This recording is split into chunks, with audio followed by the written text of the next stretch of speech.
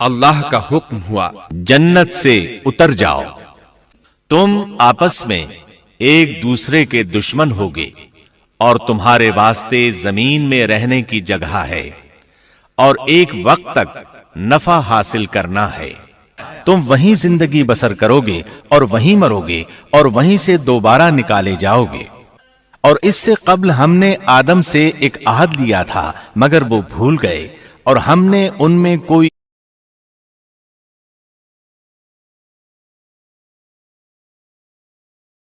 کے سوا سب نے سجدہ کیا، اس نے صاف انکار کر دیا۔ تو ہم نے کہا اے آدم، یہ تیرا اور تیری بیوی کا دشمن ہے، خیال رکھنا ایسا نہ ہو وہ تم دونوں کو جنت سے نکلوا دے اور تو مصیبت میں پڑ جائے۔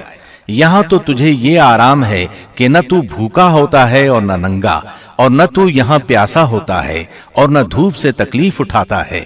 لیکن شیطان نے اسے وسوسے میں ڈال دیا، کہنے لگا میں آپ کو دائمی زندگی کے درخت اور وہ بادشاہت بتلاؤں جو کبھی پرانی نہ ہو۔ چنانچہ ان دونوں نے اس درخت سے کھایا، پس ان کے ستر کھل گئے اور وہ بہشت کے پتے اپنے اوپر چپکانے لگے۔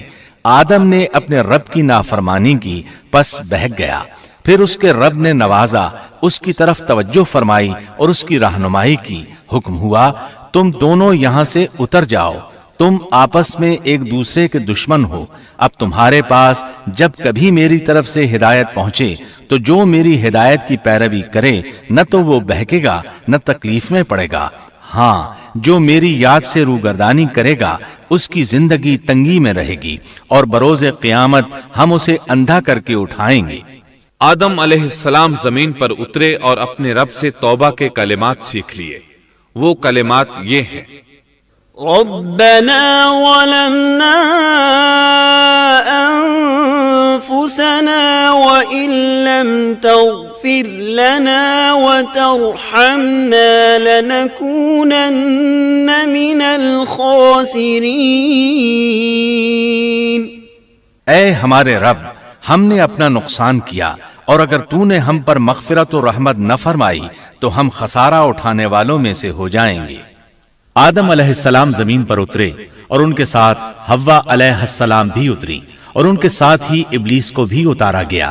یہ کس جگہ پر اترے اس بارے میں اختلاف پایا جاتا ہے، لیکن ابن عباس رضی اللہ عنہ کی بات راجح محسوس ہوتی ہے کہ آدم علیہ السلام کو ہند میں اور حوا علیہ السلام کو جدے میں اتارا گیا۔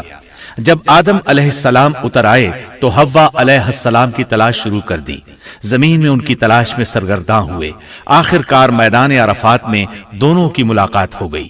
چونکہ میدان عرفات میں دونوں نے ایک دوسرے کی معرفت حاصل کی تھی اور ان کا آپس میں تعارف ہوا تھا، لہٰذا اسی مناسبت سے اس میدان کا نام عرفات مشہور ہو گیا۔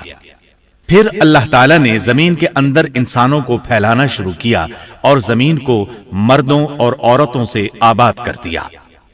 امام طبری رحمت اللہ علیہ بیان کرتے ہیں کہ حوا علیہ السلام نے آدم علیہ السلام کے لیے 20 ولادتوں میں 40 بچوں کو جنم دیا۔ ہر بار 2 بچوں کو جنم دیتی تھی، ایک لڑکا ہوتا ایک لڑکی۔ سب سے پہلا جوڑا قابیل اور اس کی بہن قمیم کا تھا۔ پھر انسانوں کی افزائش شروع ہوئی، آبادی میں اضافہ ہونے لگا۔ اللہ نے آدم علیہ السلام ہی کو ان کا نبی متعین کر دیا۔ وہ انہیں دین سکھاتے رہے۔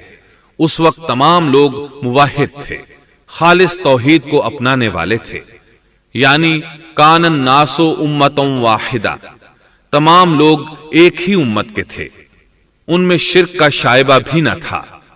ابن جریر اور ابن کثیر رحمہم اللہ نے ابو موسیٰ اشعری رضی اللہ عنہ کی روایت بیان کی ہے، اللہ نے جب آدم علیہ السلام کو جنت سے زمین پر اتارا تو انہیں ہر چیز کی کاریگری اور صنعت کا علم تھا۔